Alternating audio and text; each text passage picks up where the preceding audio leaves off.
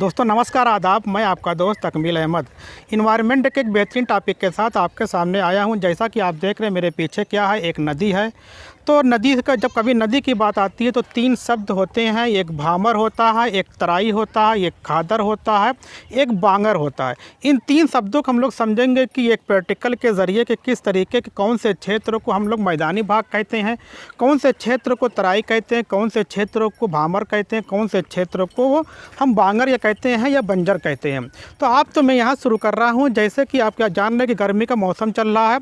जितने भी ग्लेशियर होते हैं, जितने भी पहाड़ होते हैं, जब वो जो ग्लेशियर पिघलना शुरू होते हैं तो क्या तो वहाँ से जो गलत पानी बर्फ़ पिघलता है, तो पिघलने के साथ वो पानी बनता है। पानी के जब बनता है तो उनकी धारा इतनी तेज़ होती है कि वो पानी अपने साथ तमाम तरह के बड़े बड़े की गोलकुंडों को या तमाम तरह के मतलब कि पत्थरों को अपने साथ लाती है। जब वो ऊपर से नीचे गिरते हैं पर्वत से, पहाड़ से, तो क्या होता है कि जो नीचे एक समतल मैदान होता है तो वहाँ पे बहुत दूर तक कि कई किलोमीटर पे क्या होता है कि पूरा कंकड़ पत्थर वहाँ पे बिछ जाते हैं, वहीं पे हो जाते हैं।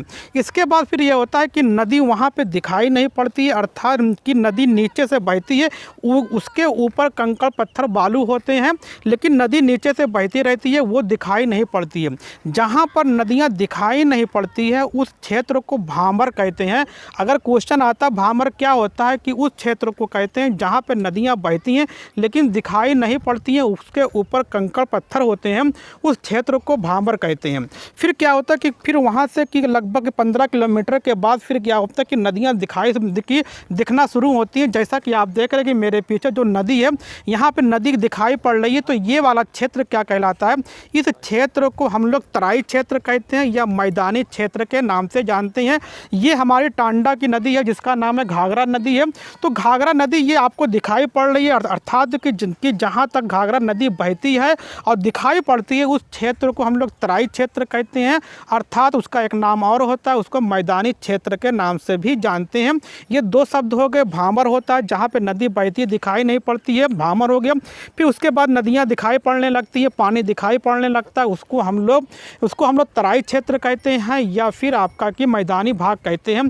अब बात आती है कि फिर क्या होता है कि मई जून के बाद आपकी जून के बाद जुलाई में क्या होता है कि नदियों में बाढ़ आती है। तो नदियों में बाढ़ आने पे यह होता है कि नदी का पानी या बाढ़ का पानी की ज़मीन की जिस भूमि पर बाढ़ का पानी पहुंचता है उस भूमि को या उस क्षेत्र को, उस भूखंड को क्या कहते हैं?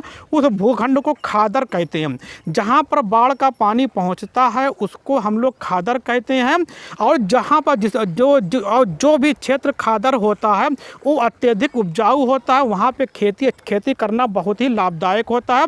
ये आपका तीन क्षेत्र हो गए। और कुछ ऐसा भी क्षेत्र होता है जहाँ पर बाढ़ का पानी पहुँचता ही नहीं है, उस क्षेत्र को बांगर कहते हैं या बंजर कहते हैं। वहाँ पर कोई फसलें जल्दी मतलब उगती नहीं है या उगनी होती तो हमको आर्टिफिशियल तरीके से, कृत्रिम तरीके से उसको उपजाऊ बनाना पड़ता है।